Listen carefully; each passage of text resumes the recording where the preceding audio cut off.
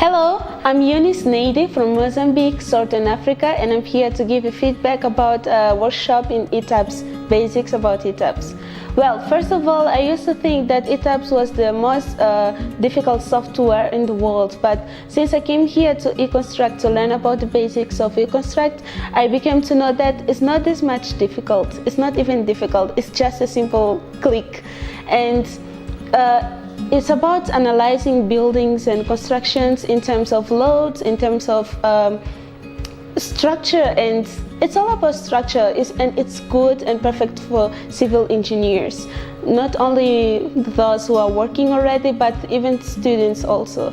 And learning Econstruct made me feel rich in knowledge about software. Because it's a very important software for those who want to study about construction and analyzing as well. Because it deals with problems from the more simple to the complex problems.